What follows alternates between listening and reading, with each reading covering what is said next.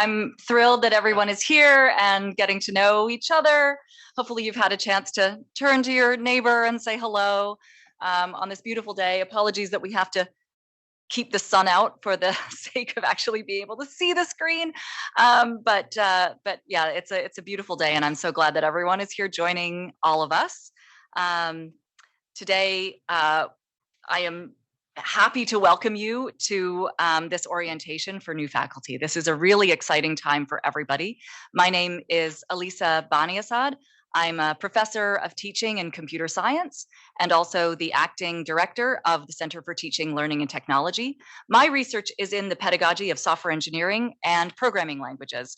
I've worked in that area for a couple of decades now and have really enjoyed deepening my teaching practice and also scholarship of teaching and learning through my collaboration with the Center for Teaching, Learning, and Technology, and also in my role as director of the Institute for the Scholarship of Teaching and Learning here at UBC. And with me today is Emily, who will... Hi, everybody. I'm with the Center for Teaching, Learning, and Technology.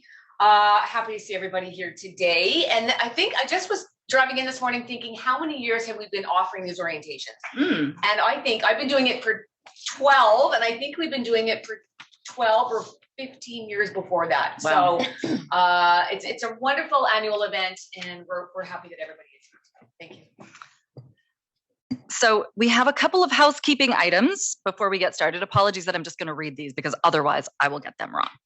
So, okay, so folks online, I'm looking at my Zoom list here. How's sound? If I talk at this level, is that okay? Is it too loud?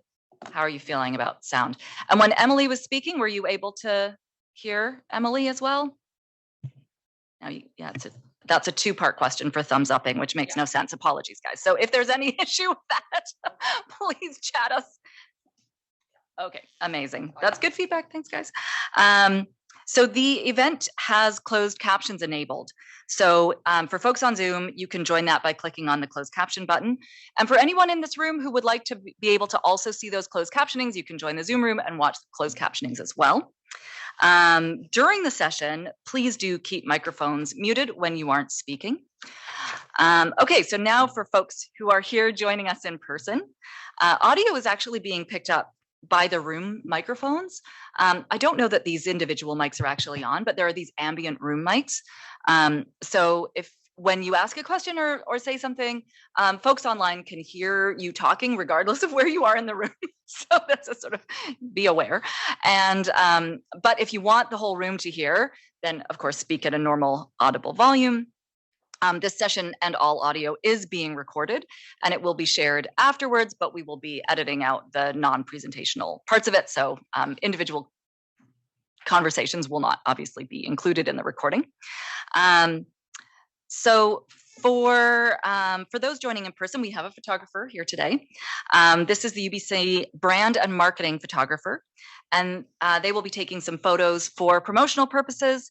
If you indicated at the registration that you don't want your photo included in the set of photos that are used in promotional materials, you will have a red dot on your badge, and we'll be looking for those when we start including. You may still find yourself being photographed, but your photograph will not be promoted into the online materials.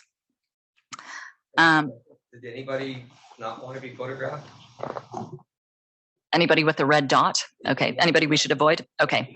If you change your mind, please, just let us know. We can put a red dot, and this is just something to be aware of. Okay, so let me see, where was I? People online, hello, Zoom people.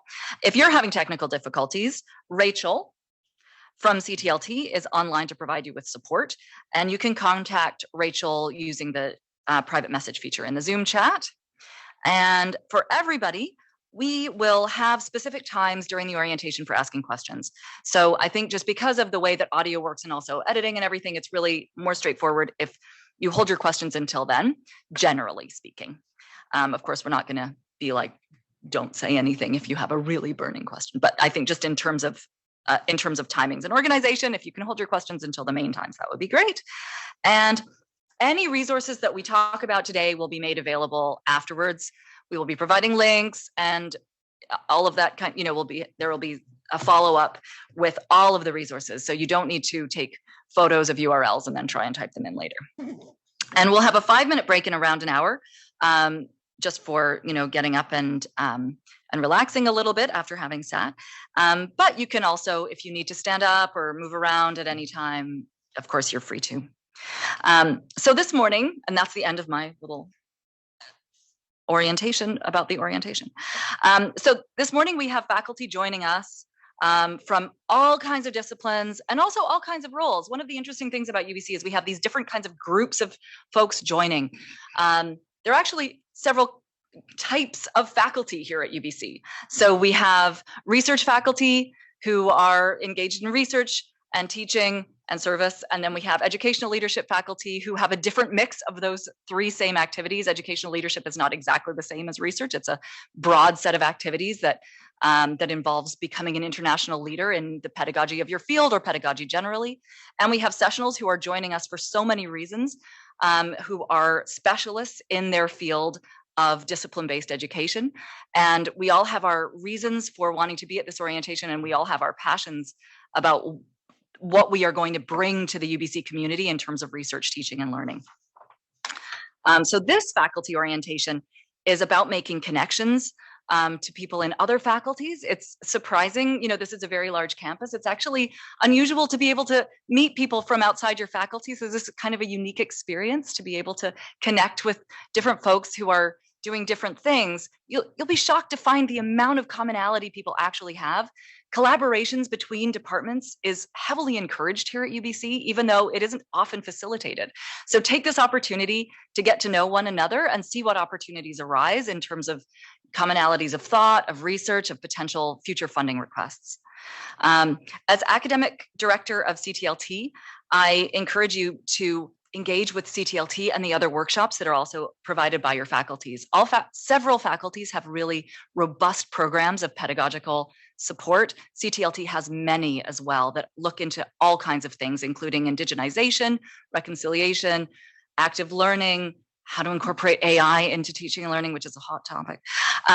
So all kinds of things. So really, we will be providing you with resources about how to engage with those things. And actually, the nice thing is that those are more opportunities to get cross-pollination between your communities. So those are wonderful for lots of reasons. Your early days and weeks as a new faculty member can be overwhelming. They can also be energizing. You're preparing to teach potentially, or you're here trying to get oriented and start a new research program. To help you along with that, we have a faculty primer that is just kind of a list of things you like, sort of almost like a frequently asked questions and links to resources that will allow you to get started in all of those roles. And they are, the other thing that I really want to put forward is we have this teaching development program for new faculty, which a couple of you have actually taken already. It's evolving every year as pedagogy advances. Taking it again actually probably wouldn't be, because every single year, the way we think about teaching and learning dramatically changes, and we reflect on even the way that we did it the year before. So it's a wonderful program that can allow you to really deepen your teaching and learning practice. And we do consider the experience of all of the different types of roles and goals for those roles in that teaching development program. So research faculty really needs to be able to look at teaching and learning in a pragmatic way that will help them join this fast-paced, really world-leading educational community at UBC, but in such a way that doesn't take so much time away from their research program, which pre-tenure can be quite daunting. But ways of being excellent in teaching and learning while balancing those pressures.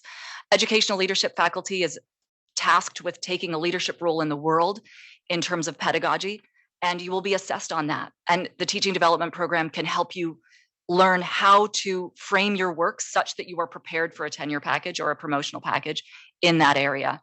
And then sessional instructors and contract faculty, you are here for so many reasons: building a teaching portfolio, engaging and deepening your teaching practice, and the teaching development program can also help you put together a package that will help further any of your goals or help you anchor those teaching and learning practices.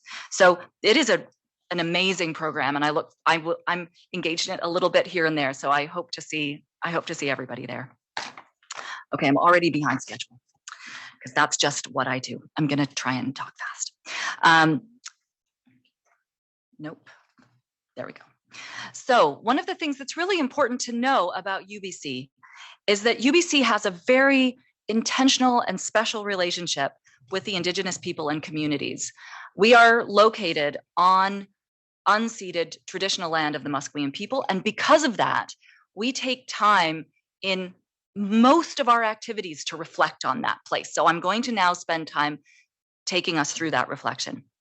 UBC's relationship with Indigenous people and communities is central to the university. We hold profound commitments to supporting Indigenous people's human rights and engaging in meaningful reconciliation, including through actions such as incorporating Indigenous voices, perspectives, methods, and knowledges into course and curricula. As we understand, many of you may be joining us from near and far. You can use nativeland.ca to acknowledge and learn about the Indigenous people in areas in which you have previously lived and worked. Those of us who are in the room today, meeting at UBC Vancouver, we are gathered on the traditional, ancestral, and unceded territory of the Musqueam people. Indigenous initiatives at the CTLT, this is a group of folks at the CTLT, develops and offers programs, resources, consultations focused on Indigenous engagement in curriculum, pedagogy, classroom climate, and professional development. The Indigenous Initiatives team at the CTLT continues to be generously guided by the members of the Musqueam Indian Band. So it's very community connected, which is part of our mandate and strategy as an institution. UBC utilizes many resources created by Musqueam as a way to balance our requests on their time. The Musqueam website has many educational and informational resources created by Musqueam that can be used in your classrooms and workspaces as well, including information and interactive resources on Musqueam history, culture, language, stories, and more. Recently, Canada introduced a new day of commemoration called the National Day of Truth and Reconciliation, dedicated to honoring the survivors of residential schools, their families, and communities, and to continue to educate the public on the history and continuing legacy of these schools. This day is September 30th, and UBC will be canceling classes. I encourage all of us to take time on that day and other times as well, it's not just reserved for a day, to learn about Canada's residential schools and the intergenerational trauma that still has significant and deep impacts. You can view ongoing planned events and information at the UBC Residential School History and Dialogue Center website, including an intergenerational march on campus on September 30th. I really do encourage everybody to come and be involved with that. The UBC Indigenous Strategic Plan, or ISP, as we sometimes refer to it, provides a very clear framework for actions we can and will take in our work to support that reconciliation. So this involves all of us. This is not just the work of people who are specifically in those areas of indigenization. This is all of our responsibility to look for opportunities for indigenization and decolonization in our fields, even in computer science, which is, just what can anything have to do with anything in computer science? It's all about numbers. But no, there are some beautiful resources on Indigenous methods of education, pedagogical techniques, ways of engaging students. All of these can infuse our practice here at UBC. And given that, and some of these resources are actually developed by members of the CTLT and have been made in consultation with the Indigenous communities and with Musqueam specifically. So we can take this challenge of infusing our practices with the Indigenous practices that exist and have existed here for thousands of years and capitalize on this amazing opportunity to engage in this way.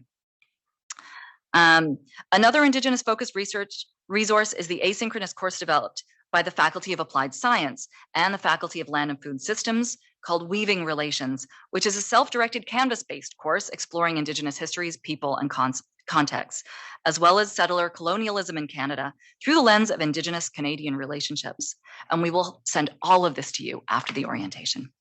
So thank you, everyone, for engaging about that. It is a primary mandate here at UBC, and we're really, really proud of the work that we have done and excited about the work that we will continue to do with all of you in that effort. So now,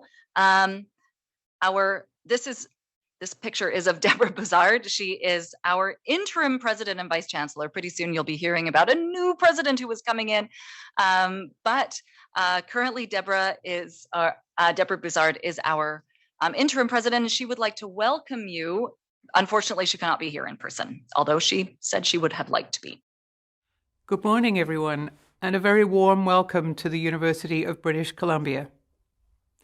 On behalf of the entire UBC community, congratulations on your appointment. We are absolutely delighted to have you join our academic community. We are a distinctive group of scholars and educators deeply committed to the missions and values of a great university. For many of you, this may be your first appointment. For others, you may come with years of experience. But wherever you are on your personal academic journey, this is an exciting time. It's an opportunity to grow and to share your academic passion with our students. The qualifications, enthusiasm, and experience you bring will help us better fulfill our institutional mission, which is to be a great university for British Columbia and the world. And I know you will contribute greatly to the progress and future direction of your respective departments and colleges and to the institution at large. We value your energy and enthusiasm and are excited about the unique ways in which you will shape knowledge and engage with students and peers on the campus and contribute to the future vision for UBC. Today's orientation session is not just an opportunity to learn about the services offered in teaching and learning at UBC. It's also an opportunity to make new connections, friends and colleagues, and have broader conversations. Let me close by talking about our commitment to you. Please know that we are invested in your success and look forward to supporting you to develop your scholarly career here as you contribute your talents to enhancing the academic learning and discovery environment at UBC. There will be many ways for you to become involved academically and socially in your program, department, at the faculty, and even the campus level. Although I'm sure you'll be busy getting your courses developed and your research underway, I encourage you also to take those opportunities and to embrace academic life. It is, after all, fun. And don't forget, UBC also offers many support systems to assist you, so don't hesitate to ask for help and advice should you need it. I'm confident we will be seeing and hearing a great deal more about your achievements at UBC in the future. So once again, congratulations on your recent appointment. I wish you every success and a warm welcome to UBC. What does the morning look like together here? So we've already gone over a couple of things, the opening remarks. Thank you, Elisa. We will have an introduction activity in a couple of minutes, a little bit of an icebreaker, nothing too long, too onerous for people. We'll show that slide in a second. We will then move into our guest speaker, which is Shannon Rooney here. So we'll have 30 minutes with Shannon on stress and coping. We'll take a break. I think that's 5-minute break. Again, coffee, tea there. So please do help yourself.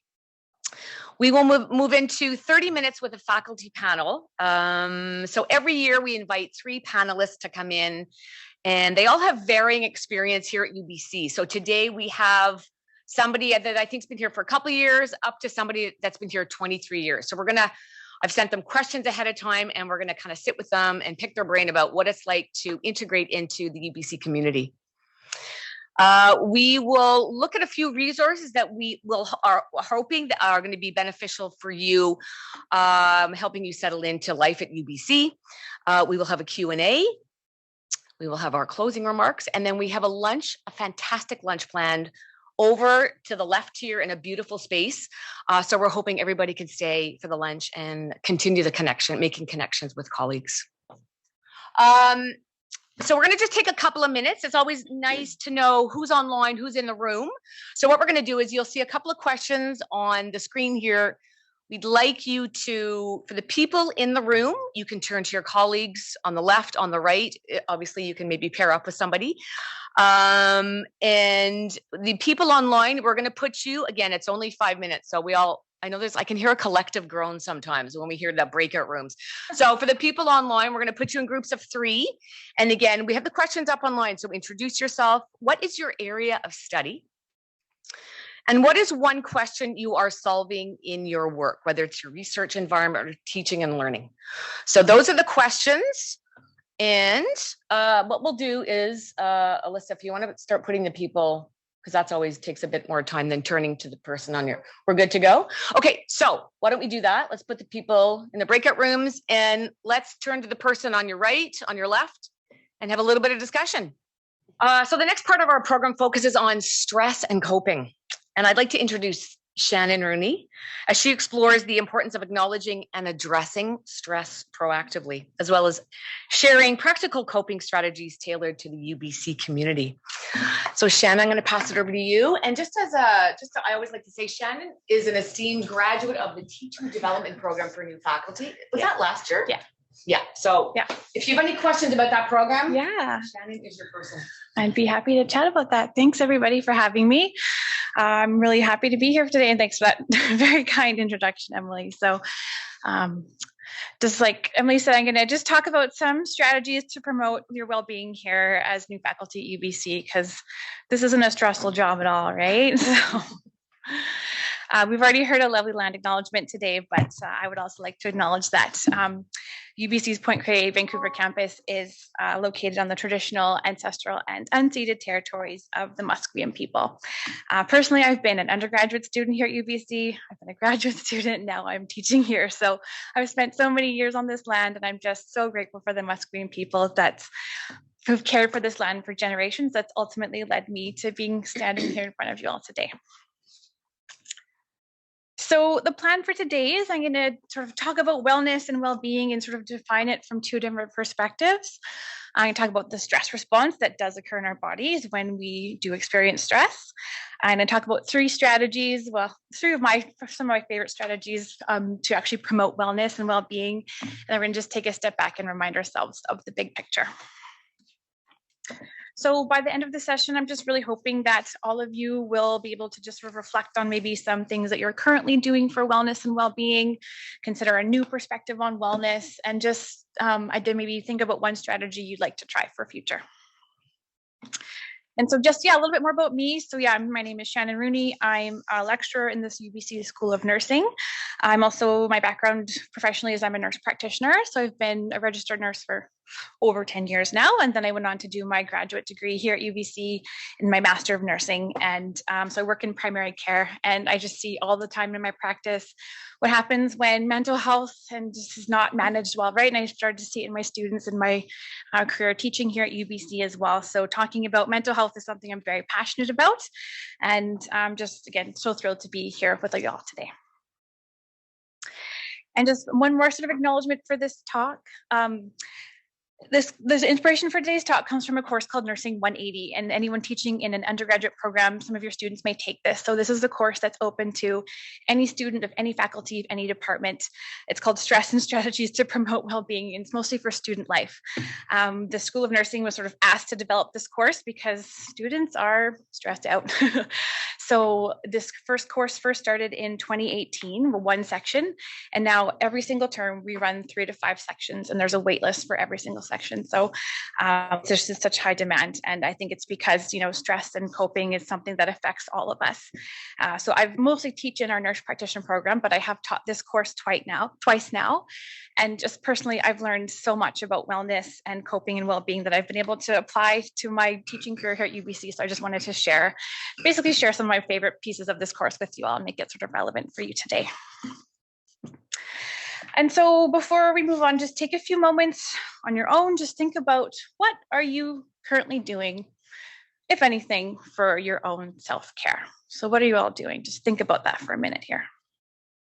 It can be big, it could be small, there's no right or wrong answer. Maybe you're not doing much.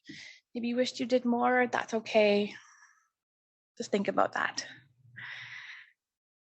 And then if anyone is comfortable sharing your thoughts, anyone online, feel free to type it in the chat and I can share those answers here. Or if anyone in the room wants to raise their hand and share what they're doing, whether it's just watching Netflix, going for a walk with their dog, hiking, gardening, I don't know, anything. What is, you can shout it out. Exercise, diet, no. Nothing. We're all just so stressed. We're just not doing anything for self-care. Oh, that's why. Or very relaxed. Very relaxed. Maybe that's what it is. Hopefully. Yeah. All in a good. Yeah. Is there anything online? They're super relaxed too. Great. Chilled. Everyone's just loving it. Sounds good. Oh, there we go. Thank you. Yeah, I guess like reading a book. Reading a book. Reading Exactly. fiction. Yeah. Specifically. Yeah. Read fiction. Yep. Love it. Thank you. Yes. It doesn't have to be a big scheduled ordeal, right? It could be something you do once a day just for yourself. And I saw another hand. Oh, sorry. Go ahead. Yeah. Eating ice cream. Ice cream. Love it. Eating ice cream. There's good choices around here, just down the way too. Love it. I think there was another hand. Oh, sorry. You're in the blue at the back too. I play with my kids. Play with your kids. Love it. That's a very sweet way. At the very back. Yeah. Yeah, going to the beach. Going to the beach. Love Have a it. walk, yeah. Good. Yes. You. I get lots of plants.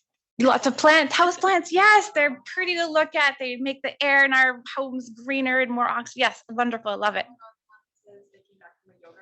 Someone online went to a yoga retreat. Excellent. Taking that scheduled break for yourself. Wonderful. And I think there was one more hand. Oh, yes. Hi. Watching good movies. Watching a good movie. Yes. Love it. Just taking that time to decide what's going to make me happy right now. Yes, over there. Hug my son. Hug your son. Yes. Love it. Yeah. Love it. You're just a hug. That's all it takes sometimes. Yes. I'm a long distance runner. Good for you. I don't know what I'd do if I didn't run every morning. I Good think for I would you. go into chaos. Good for you. Good for you. Love it. Always just make that time no matter what. Just do it, right? Yeah, it makes a big difference. So thank you all for sharing those again. So we're all a little bit relaxed, maybe not so much as we thought. Perfect.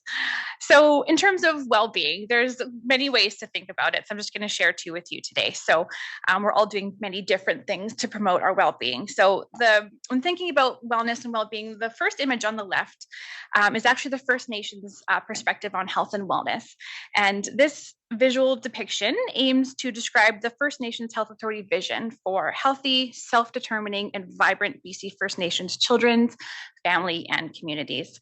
So in this graphic here, it's a bit hard to see.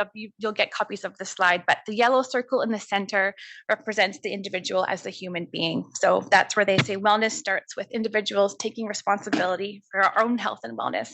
And they do say this is whether we are First Nations or not. The second red circle illustrates the importance of mental, emotional, spiritual, and physical facets of a healthy, well-balanced lifestyle. The third orange circle represents the overarching values that support and uphold wellness. So respect, wisdom, responsibility, and relationships. The fourth green circles are moving outwards there, depicts the people that surround us and the places from which we come. So it's our land, our community, our family, and our nations. And the fifth outer circle, the ring there, the blue one, depicts the social, environmental, cultural, and economic determinants of our health and our well-being. And you can see standing around there, the outer circle is images of people. So these people make up the outer circle. It's the First Nations Health Authority vision for, again, strong children, family, elders, and people in communities. And these people are holding hands to demonstrate togetherness and respect. So that's one way to think about wellness and well-being. On the right-hand side, this is sometimes referred to as the 6 domains of well-being as described by Butler. So the physical, tending to the needs of the body, so exercise, food, sleep. Some of us have talked about those today. The psychological or the mind, so satisfying our intellectual needs, engaging in mindful reflection. Emotion, so enhancing positive emotions, reducing negative emotions. There's a spiritual domain of well-being, right? So reflecting on our inner needs and maybe our connection to the world or the universe around us. Relationships, which is sort of why you're all here today, to feed into that relationship domain, making these interpersonal connections and developing these social supports. We are human beings, we're social creatures. And finally, professional educational, another reason why you're all here today. So we have satisfaction with our work that can ultimately prevent burnout. So take home point of this slide is no matter which way you think about health and well-being and wellness, it's more than just, feeling happy, right? So not to get too technical, but we do experience stress. It's an inevitable part of our lives, of course. So this is what we call the Yerkes-Dodson performance and stress curve. So there's no test, don't worry. So it looks at basically our performance levels versus the amount of stress that we're feeling there. So in a very oversimplified sense, stress is just a non-specific response of the body for a demand for change, whether it's a tiny change or a big change, right? And as we can see, and we'll talk about here, stress isn't always a bad thing. It's vital for us to positively respond to a demand or a threat. The classic flight or fight response is you see a bear, your body's stress gives you the energy you need to run away, right? But it's important to note that also experiences that are stressful for us one day might not be stressful for us the next day, or even from between person to person, something that I find stressful and we might not find stressful at all, right? So it's just very individual. And so if we look here on the left, that no stress zone here, you know, if we have no stress about maybe preparing to give a lecture, writing an exam, preparing a lab, looking at a grant application, if we have no stress about that thing, we might not actually prepare. We might not actually give an engaging lecture or write that grant proposal, right? If we have zero stress, our performance is quite low. That's maybe we're bored, we're tired, might be asleep, right? We're just not doing much. And so again, stress on and on itself isn't inherently bad. But if we move along here to this achievement zone here, this is where we see that stress can actually be positive to a point. It's important to have some stress. This is how athletes sometimes achieve their optimum performance, right? That's where we're satisfied with what we're doing, we're performing, we're being creative, we're progressing, we're taking initiative for things, right? So this is that performance zone that we hope, the achievement zone that we're hoping to stay in. But the problem is when stress is sustained and not manageable, that's when we can see the red curve starts to dip and our performance starts to dip. And that's when, this is when we get distress or negative stress. That's when we feel that pressure, that fatigue, that anxiety, the loss of control, the burnout, and maybe low mood, right? Things like depression. So again, this is the distress, and that's the problem, right? So we want to stay in that achievement zone. And so when our body does experience stress, this is sort of a little bit of an oversimplified cycle of what happens. So we get that stressor, again, can be anything, can be different from person to person, day to day. We have an emotional, physiological response to it, but then ultimately the goal is that we recover. But in our modern world, stressors are varied, they're persistent, and they get stuck in this prolonged stress response. That's when we get the burnout. That's when we get in that negative part of that curve there, right? So we get stuck in this prolonged stress response phase, and that's just no good. So the goal is, with all these things, these wellness strategies that you're already doing, and what I'm hoping to sort of chat with you a bit more today about, is just completing that cycle and realizing that you're safe and getting your body through that. And a big take-home message from today is that you can deal with the stress in your body, even if you can't fix or change the stressor that's causing it. Sometimes those stressors just won't go away, but we need to be able to manage them. So I'm going to talk about sort of 3 of my favorite strategies to promote wellness and well-being that sometimes maybe aren't as obvious. And the first one is actually talking about joy and gratitude. We're going to first watch a little short video here. It's about 2 minutes. If anyone needs to stand up or stretch, please do this now too. Research shows that adopting an attitude of gratitude, simply expressing appreciation and being more thankful, can measurably improve your overall well-being. For example, studies prove that gratitude can increase happiness, reduce depression, and strengthen resiliency. Grateful people often experience reduced blood pressure, less chronic pain, increased energy, even longer lives. People who purposefully express more gratitude report higher self-esteem than those who don't, and they're more likely to help others, a pro-social behavior also linked to greater happiness. People who capture grateful thoughts before bed sleep better than those who don't. Why so many positive changes? Because gratitude actually rewires our brains, kickstarting the production of dopamine and serotonin. Like antidepressants, these feel-good neurotransmitters activate the bliss center of the brain, creating feelings of happiness and contentment. This appears to be self-perpetuating. Research suggests that with regular practice, you'll train your prefrontal cortex to better appreciate and retain positive experiences and thoughts, and to deflect the negative ones. Here are a few simple ways to deliberately cultivate that attitude of gratitude. Celebrate minor accomplishments. Think about what you have rather than dwelling on what you don't.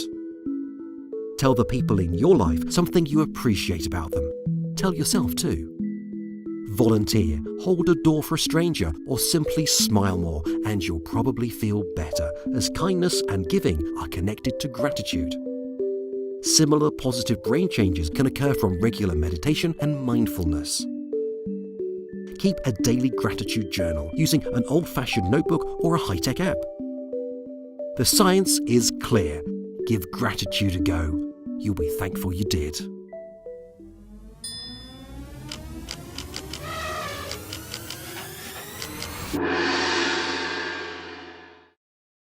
So something as simple as just thinking about what you're thankful for can actually be a really powerful wellness strategy. And in positive psychology research, it shows that gratitude is strongly and very consistently associated with greater happiness.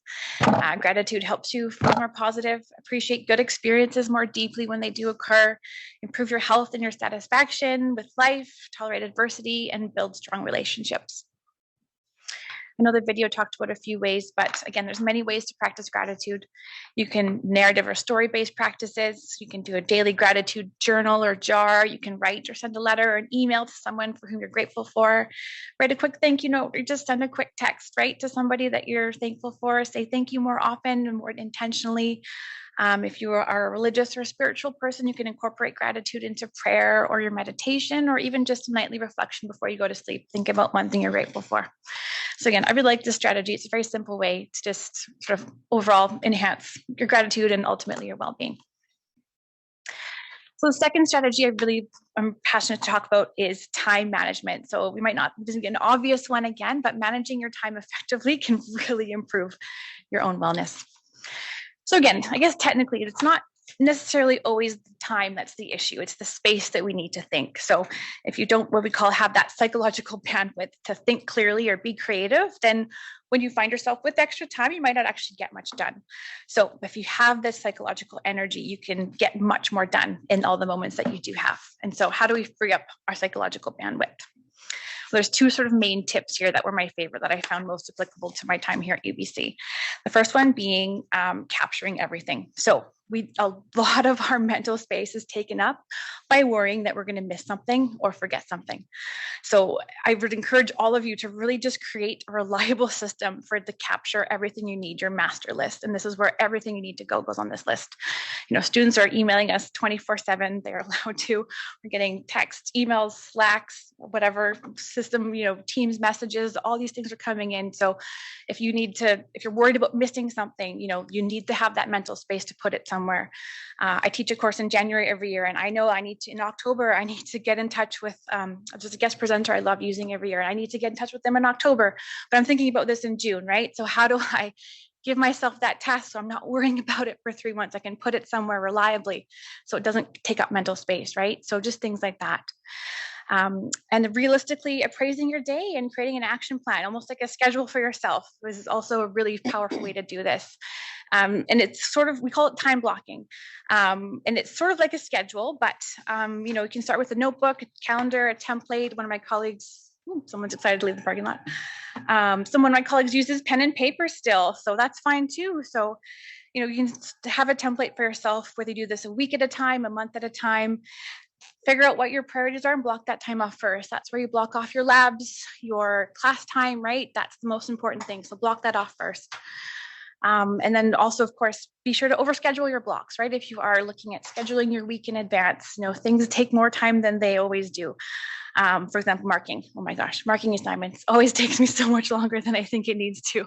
And so if I tell myself, I'm going to get this all done in an hour and I don't, then I get really, it's stressful, right? So if you're getting frequently interrupted urgently, you got to block off time for office hours or flex hours. So if you're getting lots of emails, schedule yourself time to answer those emails, right? So if something does come up, you can say, I'll take care of that from 1 to 2 p.m. It's in my schedule. Figuring out when you're most productive personally during the day, right? If it's after your morning coffee or your night owl, that's when you should be scheduling and doing your most intensive tasks, right? So just think about that and learn and adapt. If you're finding things are taking much longer than they usually are, or less time, just reflect on that and you can incorporate that into your schedule. So again, this is just giving you way more ways to just to give yourself more psychological space. You can take back your time. I think we're short on time here, so I might have to skip this video. Oh, is it okay? Okay. Okay, so this video, again, I love this video here because it's all about taking back our time and a work-life balance. We all know work-life balance is important, right? But it's really important here at UBC as a faculty member. So we're gonna watch this video For here. so many of us, myself included, our days feel filled with a million small interruptions. And this is true even of our days off. Maybe you've taken a call at the beach, texted your boss from the grocery store, or emailed a colleague while on a picnic with your family. We've convinced ourselves that these behaviors are no big deal. It's just one email. But there's a real cost to these interruptions, and there are smart strategies we can all take to better protect our time. These moments seem so small at the time, and yet research suggests they add up to a tremendous loss. The constant creep of work into our personal lives can increase our stress and undermine our happiness. So just what is the cost? In one study, researchers recruited parents who were visiting a science museum with their kids. Some parents were told to check their phone as much as possible, others were told to check their phone as little as possible. After the visit, parents who used their phones reported that the experience was significantly less meaningful. They also felt much lonelier.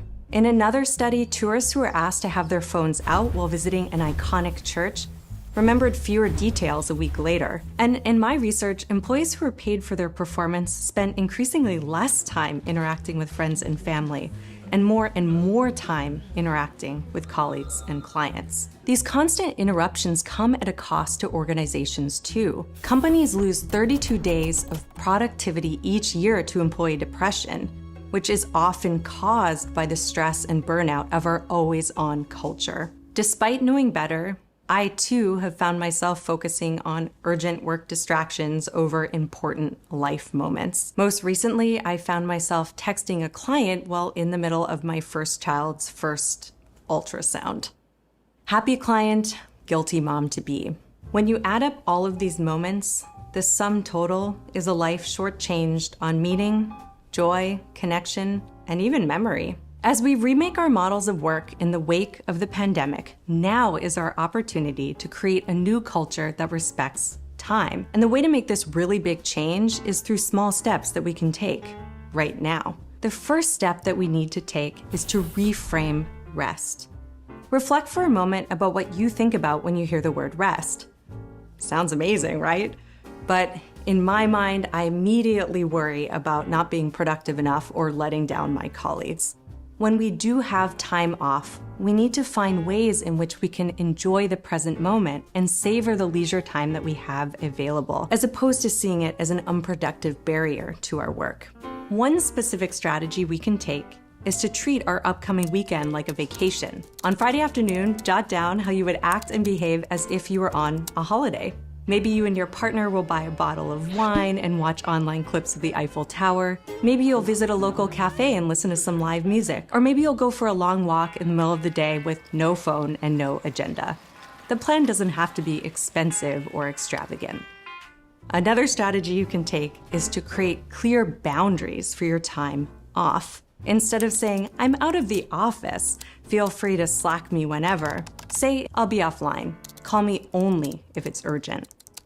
To uphold these personal goals, work together as a team. Set team goals for personal time. Do it publicly, collect data, and hold each other accountable. These goals could sound like, I will not check email between 6 and 8 p.m., I will have dinner with my family 4 nights a week, or I will go for a jog midday. Check in on your team's progress and see how everyone's doing. If you or your teammates are unsuccessful, work together to help accomplish personal goals. Lastly, you can negotiate for more time to prevent work from creeping into your personal life. In business school, I teach students to negotiate for salary, but realize I spoke almost nothing about negotiating for more time. What does this look like in practice? You can ask for more time on adjustable deadlines at work. If your client asks for a deliverable Monday morning, ask for an extension until Tuesday afternoon so you don't find yourself working on your well-deserved weekend. And don't worry too much about reputation. Quality truly is the metric that matters most. In my data, employees who proactively asked for more time reported lower levels of stress and burnout and were seen as more committed and professional by their colleagues. These are small but powerful changes to not only reframe rest, but to reclaim it. Once you discover the profound impact that these changes can have, you'll feel empowered to demand that others respect and accommodate your approach to time. Maybe they'll even feel inspired to piece together the fractured moments of their lives too. So like it's just an important part of your schedule is your time off, right? I've even started to, finally took me a long time to realize this, but in my syllabus, I tell my students, we do not check emails on evenings and weekends, right? And it's in the bottom of my email signature, it says, I'll respond back to you within 2 business days. And yes, it's much sooner than that often, but taking that time for yourselves is just so important because like I said, students will be emailing you all times of the day, evenings, weekends, holidays. They're allowed to do that. That's okay. You might personally not have a set 9 to 5 hours as well, right? That's just the world of academia. So just taking that time for yourself is just so important. And so the final sort of strategy I just wanted to talk about is identifying thinking traps that it's really easy and really common for all of us to fall into, and then we can get stuck in. So in a very basic sense, the cognitive model. We have a situation that occurs, something happens. It could be anything. We have a thought about it, we have an emotion, and then we have a behavior about it, right? It's a very basic cognitive model where something happens. But when we fall into a thinking trap, which again, very, very common, we get a distortion in our thoughts, and that actually changes our emotions. It changes our behaviors around that. And so these are what we call thinking traps or mind traps. And they're basically inaccurate perceptions, inaccurate emotions, behaviors based on errors in our thinking. But our first step is to identify them. Okay, so that's what we're going to do next here. So for example, catastrophizing. And again, if anyone's experienced these, just please know it's normal. The first step is to identify them. So catastrophizing, seeing the worst possible outcome of a situation, or, oh, I messed up that lecture, I'm never going to get tenure. Or I didn't get that grant, I'm never going to get tenure, right? That's catastrophizing. Overgeneralization. If you make a broad interpretation from a single event, whoa, I felt awkward during that job interview. I am always so awkward. That's overgeneralizing. Mind reading. Interpreting thoughts and beliefs of others without any evidence. So no one asked me any questions after that lab. They must think I'm not qualified to teach this topic, right? There's no evidence for that. Emotional reasoning. So in a personal sense, I feel like a bad friend, therefore I am a bad friend. So assuming that our emotions reflect reality in the way things are. Thinking too much in should statements. So the belief that things always should be a certain way, like, oh, that shouldn't stress me out. That should make me angry. I shouldn't feel sad about this, right?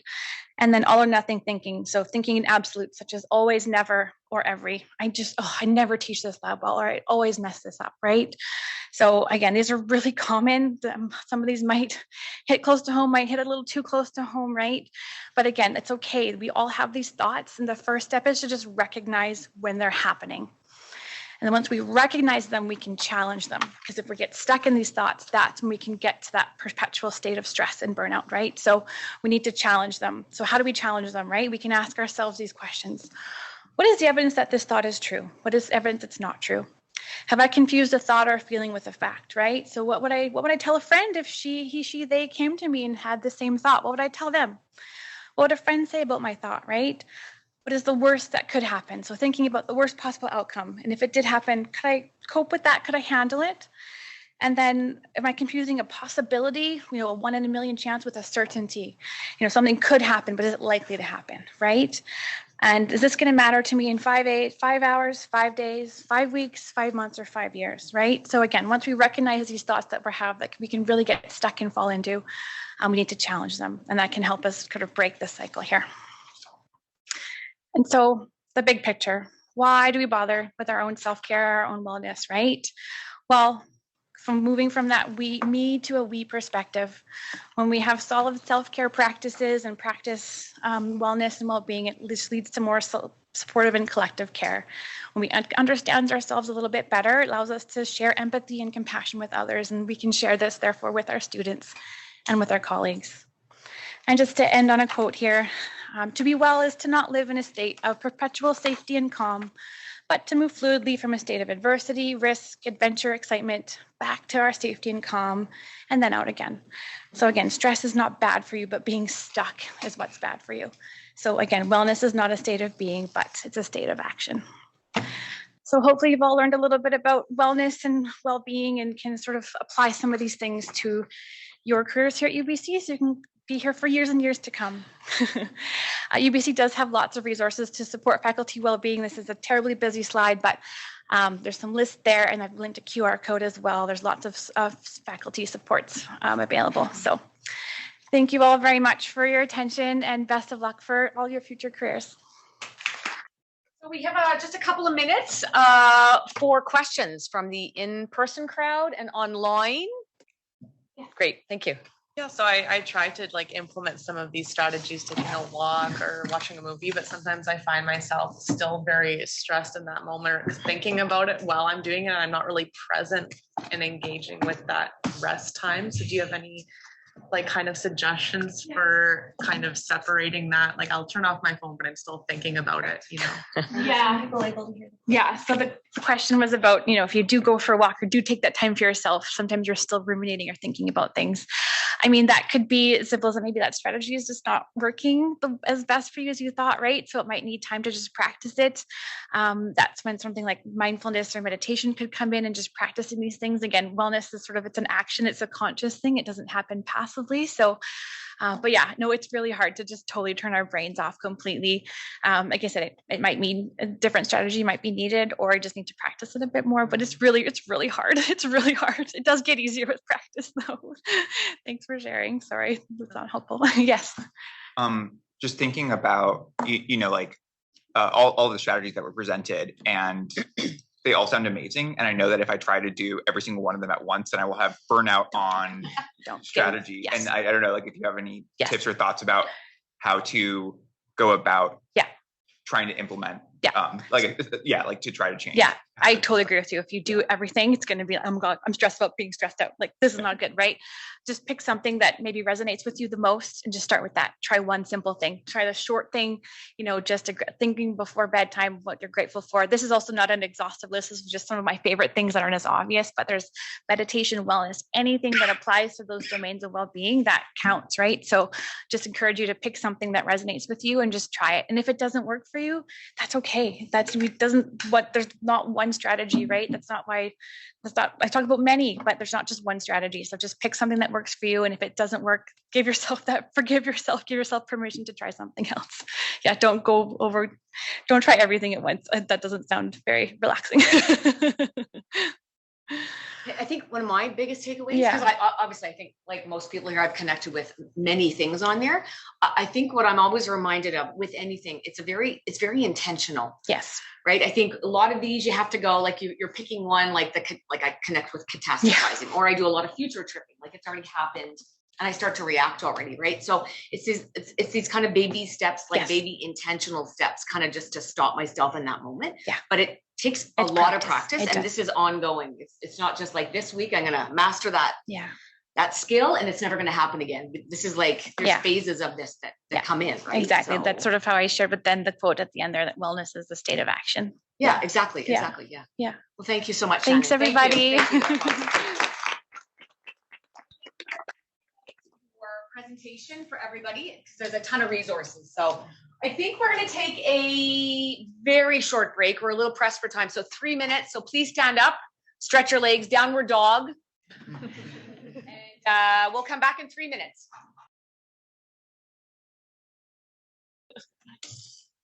I'm back here now, switching it up. So this is always my favorite time. It's a bit of a talk show format, or I like to think it's a talk show format. So I have invited in 3 veteran. Are we okay with that word? Experienced. That's probably better. Experienced faculty members. So we have my colleague Judy Chan, who is also with the Center for Teaching, Learning and Technology and Land and Food Systems. And Judy has been with UBC for 12, is it only 12 years? Since when? Since when? When do you want me to start counting? For the whole time, forever. Like before some of you were born? Okay. So a long time. Yes. So Judy, again, is a sessional instructor in the Food and Nutrition and Health at the Faculty of Land and Use Systems. So welcome, Judy. And Judy, when I sent out these questions, I also asked them to indicate one person that they admire. So you know what, we're going to return to that. We're going to return to that. Okay. So we have Jaharul Islam, another graduate of the Teaching Development Program for New Faculty, 2021. I think you were graduated. So Jaharul is a lecturer in the Faculty of Arts in the Department of Linguistics. He has been at UBC for 3.5 years. And again, we will unveil the person you admire in one quick second. Sunita Charira, longtime colleague, friend, supporter of CTLT events, professor of teaching in the Faculty of Science, Department of Botany, has been at UBC for 23 years, which is, I'm sure, what you all aspire to, right? You'll never leave. Once you're here at UBC, you'll never leave. But nobody stays in the same job that long But that's anymore. great, right? Okay, so I had previously emailed out a whack of questions. We'll try and get to all of them. We have a good 30 minutes, so we will go through them all. So returning to one of the questions I emailed out was, who do people admire? Who was instrumental in your formative years here at UBC? Who continues to be, maybe that person's changed? So Judy, you said your person you admire is Eunice Lee Chan. Yes. And she is who? She was my PhD dissertation supervisor. And what was the impact? She showed me what a woman can do to balance life and work and family, and be caring and pay attention to the graduate students, and also an amazing teacher and a well-known researcher in our field. Okay. Yes. Thank you. Jaharul, you'd indicated Mashrur, I'm going to mispronounce this, I'm sorry. Mashrur Shahid Hussain. Yep.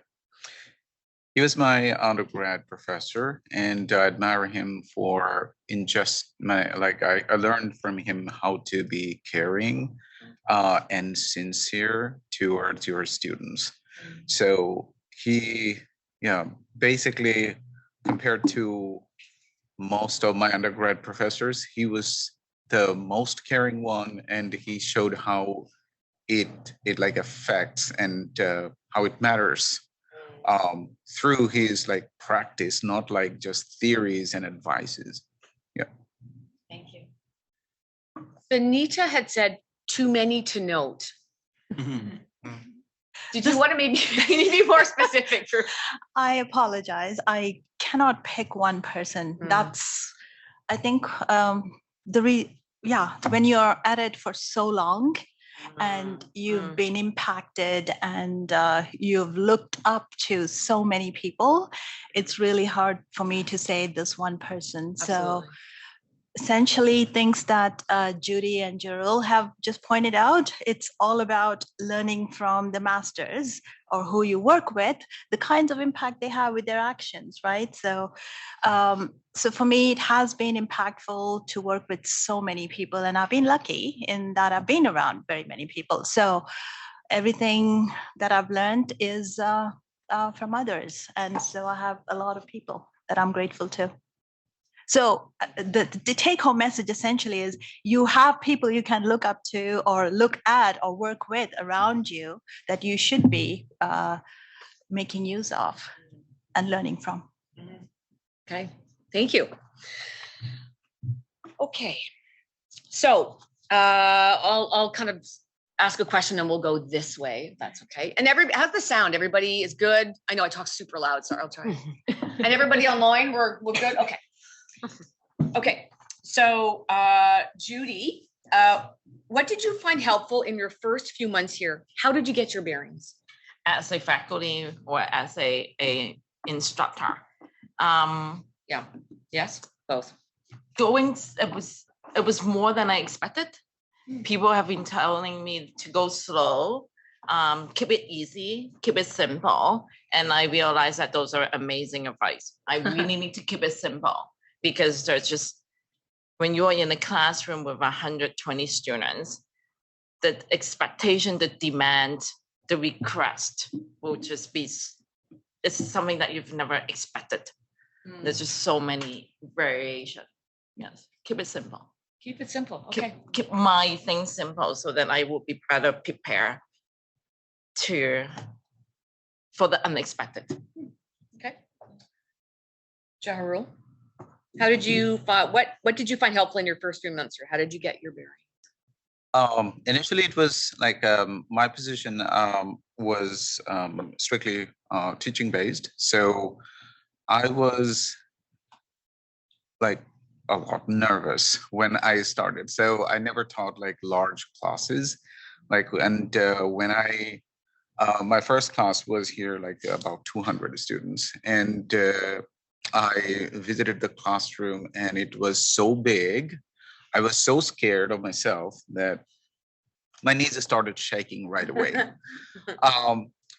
But yeah, the biggest thing that helped me is like watching lectures from my colleagues, and everything helps, but formal trainings help, pieces of advice help, but I believe the most useful thing is to watch someone do it, and especially your colleagues, because they are in your same area and same field.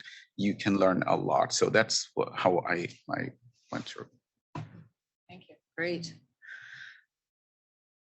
Anita, 23 years ago. Think back. 23 years ago, yes. Maybe I'll start with a quick poll here. How many of you have taught before? Show of hands. Okay, so you're good to go.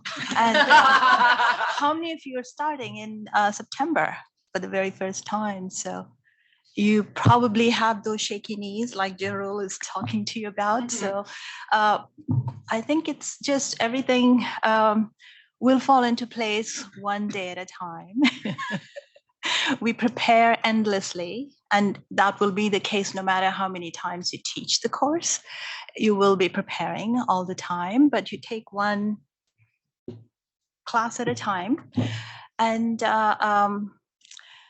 so when I first started teaching, I had no training in teaching. And is that true for any of you?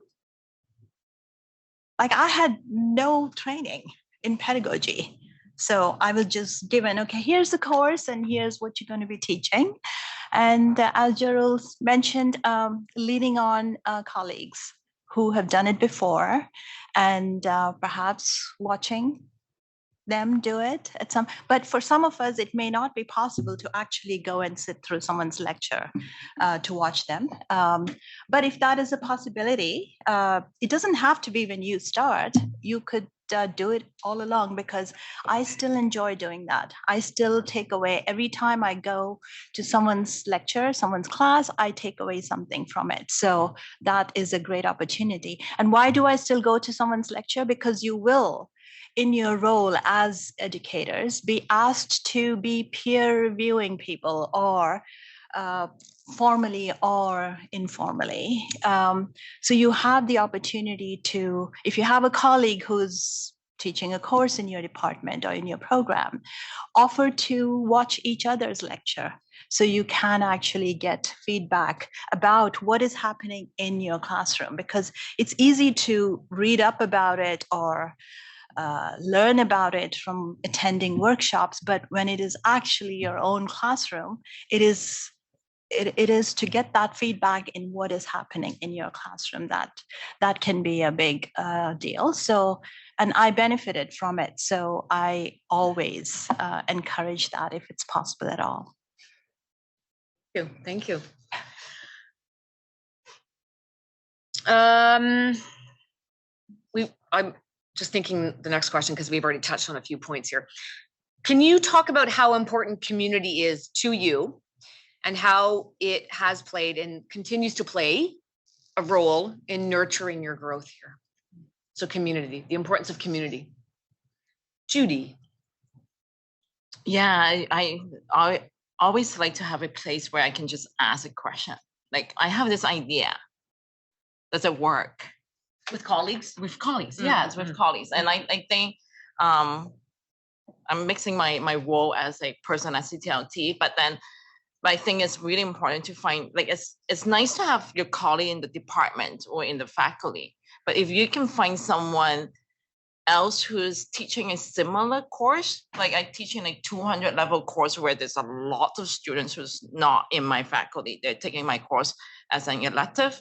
I really want to talk to someone who is teaching in geography, who has that same challenge, in statistics, who has that same challenge, because I feel that, yeah, like, or if you're teaching in community service-based teaching, then you want to talk to someone else who's also doing community-based learning. So I think that community is actually harder to find, but it's very valuable because you hear that cross-disciplinary common challenge, but different challenge too. Yes. In terms of like community relationships, so do we mean like inside our like academic community, right? Mostly. I think it's a kind of a broad question, but yes to that. They're kind of layers. So within your own faculty or maybe the broader community at large. Yeah. So community is super important. No one works without like outside the community. So so first thing I remember is like building relationship with my colleagues. Again, colleagues, because they are my immediate neighbor in the community, and whenever I face any kind of issues, I reach out to them. So as a new faculty here, I will have so many obstacles, so many issues. Like one thing could be just merely technical, that how to solve this thing, how to get this thing done, versus some would be some strategic things. So how to approach this particular problem. So in such case, I always have reached out to my colleagues as the next member in my community. Yeah, and also like as Judy was referring to, like how other faculty from other departments are addressing similar problems. So I often have the opportunity to teach courses in statistics with statistics professors. So I get to see how they handle the quantitative aspects of data analysis in terms of and how we can integrate them, and what kind of teaching practices they are adopting in their department, and how I can implement them for linguistics. And maybe in some cases, what kind of things not to introduce to my students to not scare them of like too mathy stuff and so on. So yes, this kind of interaction with the community, the other members in neighboring communities are very essential to me as well.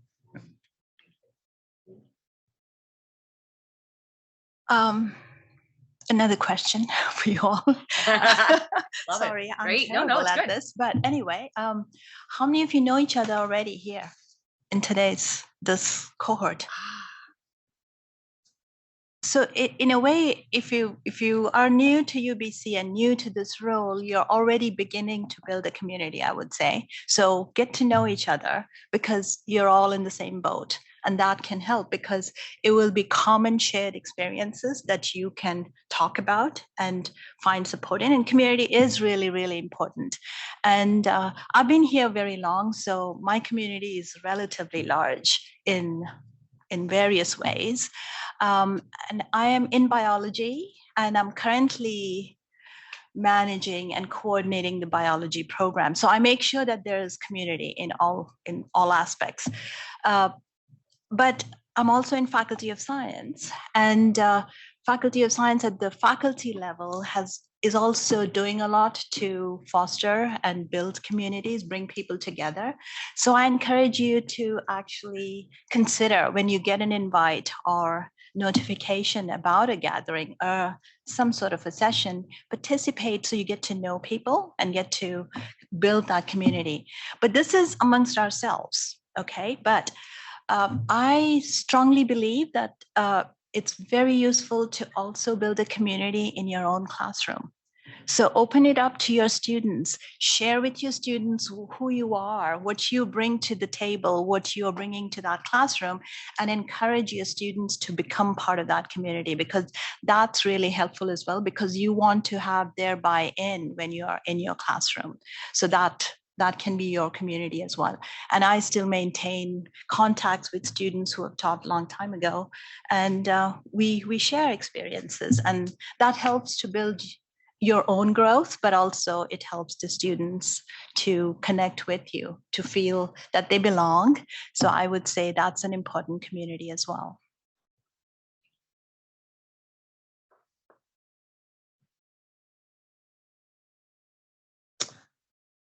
Switching gears just ever so slightly, from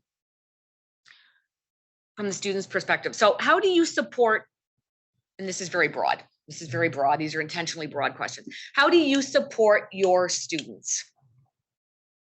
I won't get it, like it could be online, or maybe you're teaching face-to-face, maybe within the context of, mental health and well-being, the Shannon's, the guest speakers presentation. So how do you support your students? Same order? Same order, sure. Okay. We can switch it up next time, Judy. So. Yeah. I think I look at that questions a lot. And okay. I think one thing that I really enjoy doing, I build community. But one thing that I wish I had known earlier is flexible deadline. All my assignments, I give them deadline, like this is the deadline, this is what I suggest you to do, because you need to know this before you move on, this is the deadline. But one year I just decided that this is the deadline, but you can submit your work later, right? I give a date at the end of the term. That's the ultimate deadline. We all live in a system. The TAs needs the time to do the grading. I need the time to finalize your mark. That's the last deadline. And students were just so thankful. They do come and ask, like, Judy, is that true that I can submit a little late? And they tell you all the stories, what is happening. And I do believe them. There's so much going on in life. But they also come back and say, I appreciate having the extra time to actually do the work and think about the question instead of trying to rush it through and get 20% or 50%. And I also reduce all this email communication. Like, tell me what's going on. Okay, now you can get a week of extension. And then a week later, they come back and say, my mom is still sick. Can I get another week? I don't need to do that anymore. So it's also easier on me. Yeah, so flexible deadline has been amazing, I think, for myself and for my students. Actually, to echo with that, so I also try to encourage or include some degree of flexibility in my syllabus, but at the same time, I also try to keep some things like more or less structured, because I don't want students to pile up their work for the last moments, and there are multiple deadlines coming up together. And especially this happens in summer course, which is very condensed, and students are overwhelmed. So if they miss one deadline, so they are going to pile up with multiple deadlines, and they're going to be super stressed. So the way I try to do it is you have flexibility on certain number of components. So if I have 7 assignments, so you can be, so I'll drop the lowest grade, lowest one, or for every one of them. So you can have the once or twice in the whole term, you can have a about 48-hour extension without showing any excuse whatsoever. So I also try to do this within some flexibility within some limit. But at the same time, I try to follow students who are struggling, and then try to actively ask them to, I encourage them to come to my office hours. In some cases, I offer extra office hours and encourage my TAs to offer some to review their own answers, especially the struggling students. So not everyone has the same kind of struggles they encounter, because everyone has unique life experience, life circumstances. I've seen students with 3 kids struggling to get through the course. So I try to provide extra support or any kind of support they might need within my ability, like, again, flexibility. Sorry. No, all good.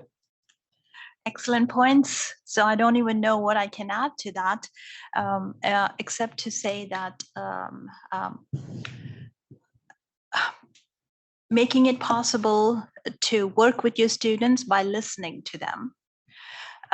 Be open to understand what their scenario is, as Judy and Gerald just mentioned, and work with them to make sure that they are successful as well, because students want to be successful in the courses that they are in.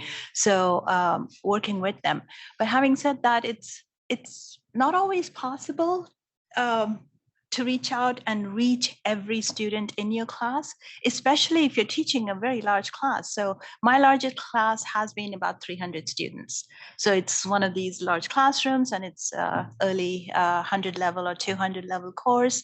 And you're not going to be able to reach every student. So I like Gerald's suggestion about following up with those who are perhaps doing really poorly. So either you know that they're not doing so well based on their performance on the first exam, maybe, or perhaps they're not showing up to class. And how do you know that? Perhaps you have your online or student response system of some sort that you're using in your classroom, and you know that there are some who don't ever participate or not there. So checking in on these students is always helpful, because you'll be amazed. That student, when you get in touch with them as a one-on-one, they are impacted in a way you will not believe it, because they don't know that you even know that they are in your class. So the fact that you're reaching out to them individually to check in on them makes a huge difference. And I've had students who have actually made enormous amounts of progress in the course just because of that one contact, email, or getting in touch with them. So if you have the time and if you can do that, I would say that's very valuable for the student. But in general, yes, we want to be supportive. We want to listen to students. We want to do all of that. But my big thing is you also want to watch out for yourself, because there are only so many hours. And that course, teaching that course, is not your only thing for yourself. So we very easily can forget about it, and then it becomes very overwhelming for ourselves. So balance. Easier said than done. Yeah, really. So we'll bring it to a close. I have so many more questions, but because I really, you know what, I know we could do this for another half hour, I'm sure. So we will provide a few minutes for Q&A from the crowd here. I'm sure you have a ton of questions. Or the online folks, I'm sorry. Yes, go right ahead. Hi. So I thought it was really interesting, the suggestion about how flexible deadlines reduce email load. I was kind of curious if you had any other kind of tangible suggestions on ways to kind of streamline communication, make email as kind of efficient and like productive as possible, rather than just kind of overwhelming your inbox. Like, what do you do in your classes to try to do that? One thing I do is create an order of preference in regard to the communication channel. So one is, so there are 3 communication channels in my courses. So one is the Canvas Q&A thread. So this is the first thing they should try, especially for the big classes. So students ask me questions, and the first thing they should look at that form and then see if it has been already answered or not. If there is, so that they're good. But if there isn't an answer to that, so they should post it there. So I check it every day, or maybe I can alternate with my TA to check that thread. If there is no answer, they can email me. So if it is an urgent thing, if it is not urgent, they are encouraged to come to my office hours. Or if it is a big one, like then if they email me, I tend to give them the answer as soon as possible, but at the same time add the answer to my Canvas Q&A. So this, to my experience, have reduced a lot of emails from my different offerings of the same course I've taught. Either one of you want to address this? I have one thing to add. I also have a policy. I do not check emails at this time, this time, this time. I only check email at this time, this time, this time, for example. So I don't. And I work with you, so she sticks to that. You absolutely do. Yeah, which is great, which is great. Cindy, did you want to answer? Yes, go ahead. Just how would the students know about it, right? So one of the things to do also is to make it explicit on your syllabi, to let them know that this is how it's going to be. And course discussion boards, whatever it is, whatever the platform, is the best way, because the same questions, others will have the same. So it's easier that way than doing it by email. So I discourage email for general course related things. It's only if it's anything personal that cannot be shared with the rest of the class is when they can send an email. So yes, when you're teaching 300 students, you don't want to be kind and say, go ahead, send me an email. No. I think we have one more. Yes, go right ahead. So lots of good tips on how to manage the stress levels of students. But in the first place, how to identify the stress level of students? And also, how do you make sure that they are at the right point in that stress curve and also not make things too easy? So one of the ways, like I mentioned, I base it on their performance or their showing up to class, perhaps. So that's one way to just at least know that there's something going on with the student. So to reach out to get to understand that. But other than the student themselves letting me know that they are going through this, I don't have a good way. I don't know if you two have. I guess the best way is to devote a few minutes in the class early on to assure that I am approachable. So I've seen in my course feedback, how appreciate being approachable. Many professors, maybe they have encountered, including me in the past, maybe how hard it or how not approachable maybe I was. So just showing them, assuring them I am approachable, and yes, you can email me if you're struggling with something. Of course, if having an email is not a bad thing, but of course, making it clear what kind of things should come to my inbox and so on early on, and what kind of things should go to the Q&A forum or thread, and what kind of things should come to my office hours. So that would give them a clear sense how to communicate. And if they think that you are approachable, they're going to approach you with their problems. Sometimes with not so logical things, but it doesn't matter to me. I would rather have all those things come to me rather than students not reach out to me just because they thought I'm too strict. Okay. There's a question. Oh, okay. We have maybe 30 seconds. Can we take? Yeah, Okay, thank you. A very brief question. Do you have any experience you would care to share with what is known as learner-centered teaching and these kinds of techniques that excuse us as professors from constantly speaking and having a lecture-focused class? Actually, I would really encourage, if anyone has not taken similar things, like the ISW workshop, which is a part of the teacher development program. So it will explicitly give you so many tips and strategies to make things learner focused. And it will give you really listed steps how to make it more learner centered and give students work on something and have those episodes of dramatic reliefs in your lecture. So that's called the ISW, Instructional Skills Workshop. So you can just Google that, and I think, Judy, you're one of the instructors, aren't you, on the ISW? CTLT events website. CTLT events site, yeah. Yeah, there's sessions from now until December, and then there'll be new ones in the new year. So that's part of the teaching development program, but anybody from around the campus can take that, regardless if you've been teaching for 6 months to 15 years, you can enroll in the ISW. So that is it's a 4-day intensive workshop, and I've taken it. It's amazing. It will be hard to find time for that it's very intensive workshop, but this is definitely the best experience I have had in my learning of how to teach. Great. Okay, well, thank you very much, Judy, Sinisa, Jaharul. Thank you so much for coming in. It was a pleasure. Thank you so much. Thanks, everyone. That was an amazing panel. Thank you, panelists. That was absolutely illuminating, incredible. I also wanted to add, well, actually, I can get to it in 1 second, because actually now what we're going to be just sharing with you is different resources that you can look to that are available for helping you in your teaching journey.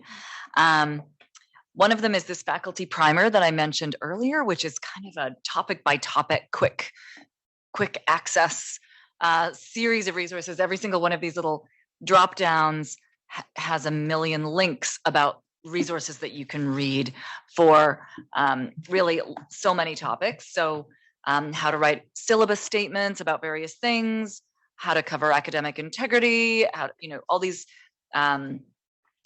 ways that you can frame your syllabus, information generally about midterms, grading, exams. You'll be surprised to learn that an A isn't graded from 90 to 100. It's some other strange group of numbers that I can never remember and have to look up every semester. It's somewhere in this primer. So there's a lot of sort of quick hit information that's in there. The other thing is somebody asked about learner-centered design, and there's also going to be coming out quite soon a syllabus guide that is based on forming your syllabus based on learner-centered thinking. So that actually serves kind of a nice dual purpose. It gets you thinking about how to write a syllabus generally, but it also gives you examples of ways of thinking in a learner-centered way. So we will also be providing that out, probably linked on the UBC or the CTLT website, and we'll be disseminating that probably with the materials that we send around. I don't know if that's gone to press yet, so we're still finalizing it. So that'll come along soon. And then Emily, do you want to show also about the new faculty orientation? Most of you, if not all of you, grab this. So, in all honesty, it's a few years old. However, I went through this a couple of days ago, and it's still actually really relevant. So really, this is kind of a tips and tricks guide. Again, I think personally, whether you've been teaching, you're relatively new to teaching, or you've been here 23 years, Sunita, potentially, it really kind of provides a nice little framework to start thinking about integrating, a variety of different elements into your teaching and learning. And I think I saw some of you kind of browsing through here. So there's kind of tips and tricks on getting started your first day of teaching, elements to think about for your first day of teaching, integrating classroom climate elements into your teaching and learning, territorial acknowledgement, student success. So things to think about in terms of supporting your students, in terms of helping them on their trajectory in your class, health and well-being, and student evaluation of teaching, which is always a very important topic. So again, this was put out a couple of years ago, so some of the names and maybe links aren't necessarily relevant, but I think it's still a really good go-to booklet. And we will be looking at this and probably getting a new one out in the next little while. So yeah, here we go. Yeah, thank you.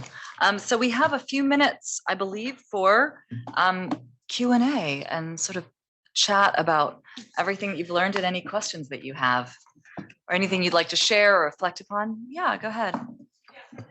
That kind of relates to what Jaharu was saying about observing lectures. Is my mentor teacher gave me access to Zoom recordings during COVID of classes because I've never taught them before.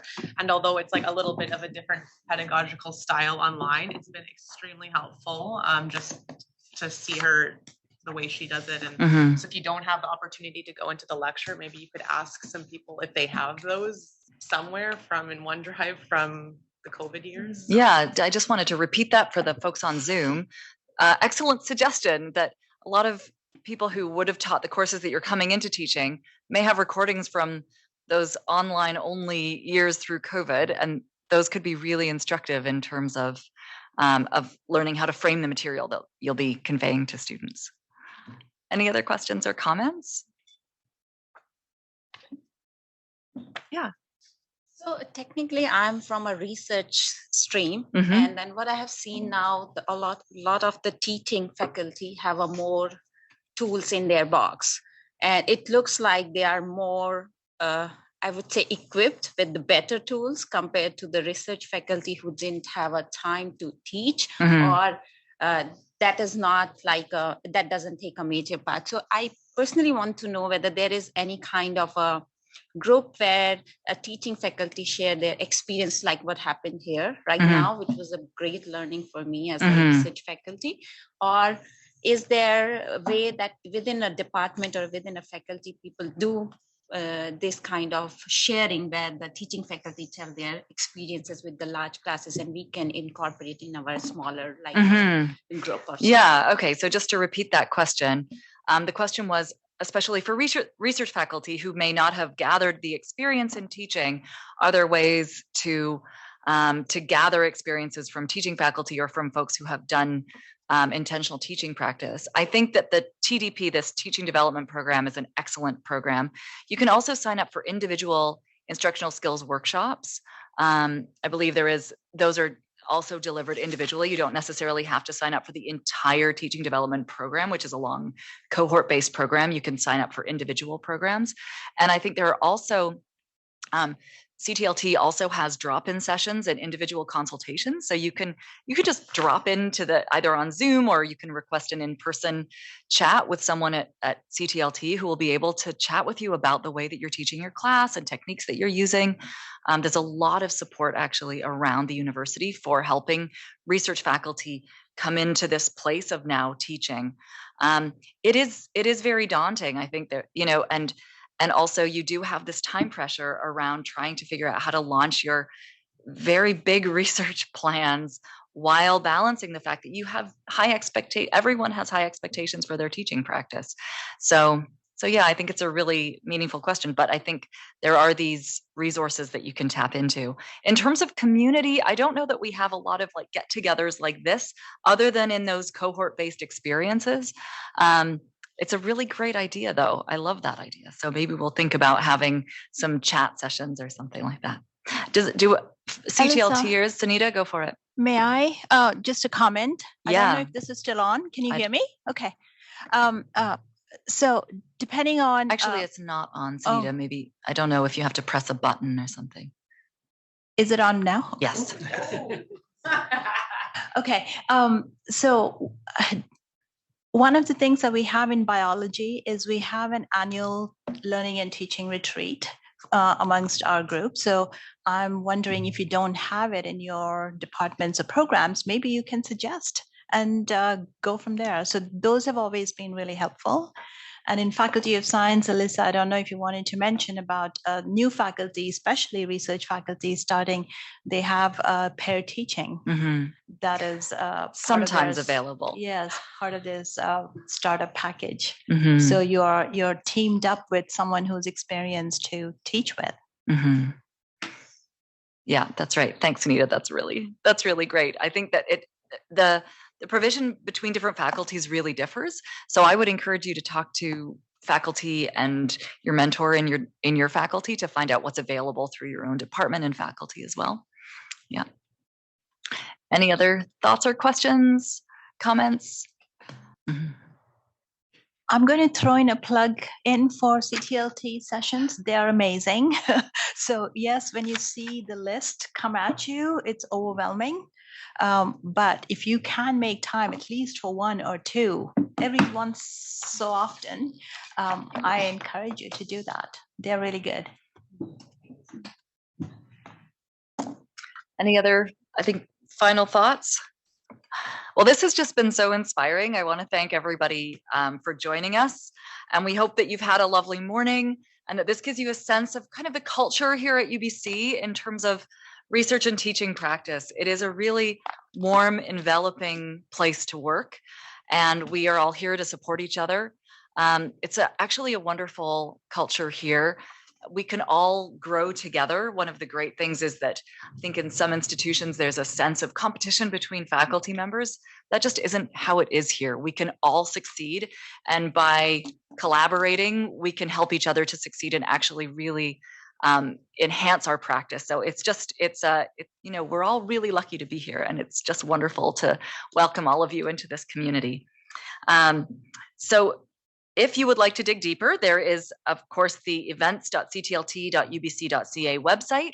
Please go and take a look. I think there are different also categories that you can look at. So there's like a new faculty category. If you click that, you'll see just the events for the new faculty, which is really, really nice. And there's the Summer Institute that is happening. It took me a while to learn what institute meant. Institute is kind of like a summer camp. Lots and lots of programs. As Suki said, they are going to be amazing, and you should try and drop in just even to meet more people. So please give us your feedback online. There's a feedback survey. We'd love to hear about questions that you appreciated us answering or exploring and things that you would still like to hear more about. We are always taking feedback about ways that we can enrich these experiences. So really help us help the next cohort by giving us your feedback. So thank you so much. And thank you for coming today, and enjoy lunch. I'm looking forward to seeing all of you around campus and beyond on Zoom and future events. So thank you. Thanks, everyone.